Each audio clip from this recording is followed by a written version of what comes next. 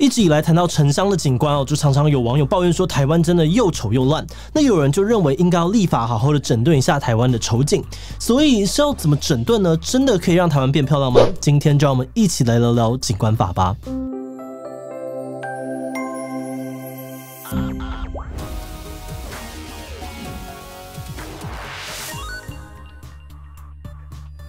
Hello， 大家好，我是志奇。你有没有觉得走在台湾的市区街头，映入眼帘的景象让你感觉不太顺眼呢？比如风格不一的这个建筑物挤在一起，还有各种顶加违建广告看板跟店家的招牌，也让人眼花缭乱。甚至到山上欣赏大自然的时候，还可能在一片的漂亮风景当中，硬是出现一栋突兀的铁皮屋，拍照的时候还要调角度避掉。很多人都基于这样子的经验，批评说台湾真的很丑，根本就没有在重视公共景观。其实台湾早在20年前就有试图要订定景观法来管理，不过这个法案到现在都还没有闯关成功。今天这一集是我们会员福利议题许愿池选出来的题目，所以我们今天会跟大家一起聊聊台湾的景观，是真的有丑到要立法吗？立了景观法真的可以让台湾变漂亮吗？又为什么推了20年都没有过呢？不过在开讨论这些问题之前，我们还是按照惯例先进一段工商服务时间。大家有想要带水壶出门却因为包包塞不下而放弃的经验吗？你可以考虑这款能够卷起来塞进口袋的 Potto 口袋水壶，让你随时想喝就喝，外出带水时呢能够有更轻松减速的选择。水壶的重量只有3只药匙那么重，而瓶身的体积呢也可以随着需求变大变小，对喜欢背小包包或是不太喜欢带太多东西出门的人来说超级方便。而且水壶内部呢可以翻出来清醒，使用上面呢也不用担心发霉发臭，有弹性的材质不怕摔，很适合呢会手滑的朋友使用。现在就点击资讯栏的网址了解一下吧。在讨论台湾景观的美丑之前，我们要先讨论一下景观的定义。字面上的意义呢，景观就是一个地区的整体景象，里面包含了自然的地貌跟人为的建设。所以景观的另外一层含义呢，是一种生活形态的展现，包含了一个地区的历史文化，还有人跟自然的关系。那回到刚刚的问题台湾到底是美还是丑呢？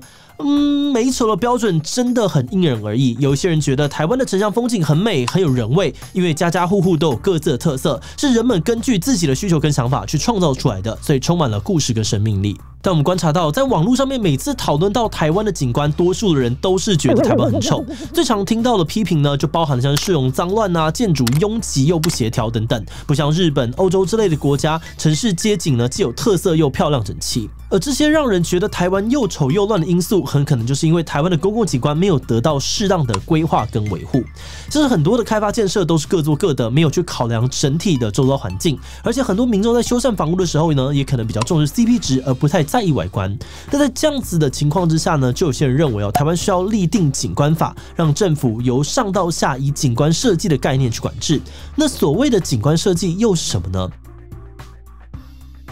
景观设计又叫做景观建筑，是从19世纪才开始发展起来的一种专业。它涵盖了地理学、植物学、土木工程、工业设计、都市设计、建筑，还有环境心理学等等，非常多的领域。景观设计可以派上用场的地方，从私人住宅区的规划，到公园、公路、自然保护区等等公共区域的设计，甚至是水库或者是垃圾掩埋场的改造等等都有。那在一个建案当中，景观设计要处理的会是什么呢？有景观师说，地表以上建筑之外的开放空间全部都是景观设计要处理的地方，而且不只要照顾视觉效果，也要讲究人文跟自然生态要怎么去跟建筑融合。在景观设计比较发达的国家，在一个建案刚开始的时候，景观师就会加入对整个场地的地理特征、生活文化进行全方位的观察跟分析，再以此制作出设计图，里面会包含建筑的施工范围、绿地的规划，甚至是雨水管理等等。然后在建案的后期也会从旁监督跟提供建议。但是在台湾这个概念比较没有那么普及景观师也没有公家的专业认证，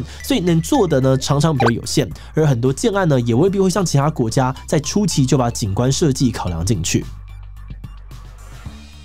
在不少国家都有订定景观法，也就是一套规范人们去规划、保育、管理景观的制度。里面通常也会建立一套景观师的专业认证机制，目的就是要确实的去改善人们生活的室外开放空间，跟保护重要的自然或历史地景。以日本来说，各个地方政府很久以前就有一些相关的规定，而到了2004年又制定了全国性的景观法。虽然没有定义什么是美、什么是丑，但还是以不破坏原有景观为大原则，让各个地方去制定自己的景观计划。比如规定比较严格的京都市就把景观分成很多的层级，分门别类的管理，对建筑的大小、风格与色调等等都有蛮详细的要求。同时，他们也透过这条法律确立了城乡风貌是全民共同财产的概念，规定人人都有义务去维护景观，如果违规，不只可能被罚款，严重的还会追究刑事责任。而在最早发展出景观设计产业的美国，虽然是依照性质用个别的法律去规范，但是他们对于景观师有一套非常完整的培训跟认证制度，从专业的教育、工作经验到国家考试缺一不可，而景观师也必须要拿到执照才能够从业。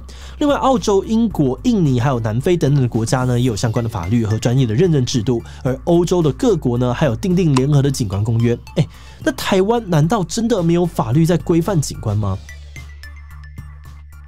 早在20年前，当时政府就有意要推动景观法，不过一直都没有通过立法院的审议。而到了2015年，立委邱文彦才又推动景观法草案，并且成功的通过了初审。不过有些立委指出，台湾早就有相关的法律了，比如都市计划法、建筑法、森林法、环境保护法等等，都有着保护环境、维护景观的规范，所以根本没有必要再去制定景观法。但是邱文彦认为台湾的景观会乱七八糟，正是因为现有的法律无法解决问题，所以才需要景观法去补足跟完善其他的法律。前环保署副署长詹顺贵呢，也曾经表示有些观光设施因为规模太小，不需要环评就能够盖，但是一盖下去又可能会影响到生态景观，呼吁要通过景观法来补足这个漏洞。但是因为党团协商迟迟得不到共识景观法最后还是闯关失败，而且有疑虑的还不只是在立法院内部，在立法院外也有人抗议反对景观法。当时反对景观法的其中一个意见是认为呢，它对建案的开发影响太大，标准又不明确。在草案当中规定，一个地方如果被划定为重要景观地区，那不只是那块地连周围的这个开发建设都会受到严格的限制。那有人就认为重要的景观的这个界定非常的困难，而且草案当中也没有列出很具体的标准，让他们质疑一旦立法之后，万一很多地区都被指定成是重要景观，那周围不就通通都不用开发了吗？对于这些疑虑就有人反驳说，重要景观的判定标准不明确，是因为景观法本来就只是定出大原则，至于具体的标准呢，还是要由各个地方政府来定定才能够因地制宜。而且有限制不代表禁止所有的开发，只是规定你在开发的时候要把景观也考虑进去。像台湾呢，有很多知名建案呢，都会就请景观师来参与，比如像是东海大学当初就请美国的景观师来规划，让建筑跟环境融合，这明明就是让建案变得更好，怎么能够算是阻挠开发呢？不过这个变得更好的说法也受到了其他专业技师的质疑，认为用法律来强制让景观变好，可能就会牺牲到安全。在2015年的立法过程当中，建筑、土木等等的技师工会都有到立法院外抗议，认为这个法律很可能会造成安全上面的问题。他们最主要要反对的呢，是草案当中给予景观师跟其他建筑相关技师一样的专业认证跟权利。他们认为景观设计是一种艺术工作，并不能够照顾到建筑的安全。那如果景观师对一个建案有太多的主导权，就可能演变成景观凌驾于安全的状况。另外，他们也担心这有可能还会剥夺掉其他技师的专业权利，比如像是本来属于建筑师、土木技师的工作，可能就会被景观师瓜分掉，或者让这些技师变成受景观师指挥下面的下包。而对于这些疑虑呢，很多景观师则认为技师们会这样说是对于景观师的专业有所误解。他们强调，为了能够做出最通盘的规划，景观师必须要接受4到5年的专业教育，而过程当中也一定会去学习掌握各方面的综合知识。那就算景观师可以制定设计蓝图，最后的执行也还是会需要跟很多的技师沟通合作。换句话说，一个专案的背后一样需要大家各司其职，并不会去忽视不同领域的专业或牺牲任何的安全考量。另外，他们也强调，景观设计不是艺术创作，而是在解决问题。除了美化或是绿化环境，更是在协调人跟环境之间的关系。他们说，目前台湾的状况之下，这些工作常常是由不熟悉台湾的国外景观师或是没有景观专业的技师来做的，而这对民众来说，可能也不是一个好的发展。我们觉得想要一个整洁舒适的环境是人之常情，而景观设计就是出于这种需求才会诞生的。因为在19世纪，很多地方都都市化之后呢，出现了很多的建设带来的问题，景观设计的产业才慢慢的成型。不过这个专业不只相对新鲜还有一点抽象，写成法律条文之后，考量到很多执行层面的细节，事情又会变得更加的复杂。虽然很多时候我们都会想说，透过法律的方式去推动一件改变，应该会是最有效率的吧？但在一个民主国家，光是要让让一个法律顺利通过，背后就有很多的权利义务要协调要取舍。如果我们真的想要让台湾的景观变得更漂亮，不止相关产业都会需要动起来，更会需要互相的协作，就连一般民众也需要跟着配合付出一些代价。比如在盖房子或者装修的时候，就必须要符合规范，不太能够自由发挥，之后还要定期的出钱出力去维护房屋甚至是居住社区的外观。那这边先不说所谓的漂亮跟整齐的标准是什么，光是要处理产业职责的这个冲突问题，还有让民众愿意配合，其实都很不容易。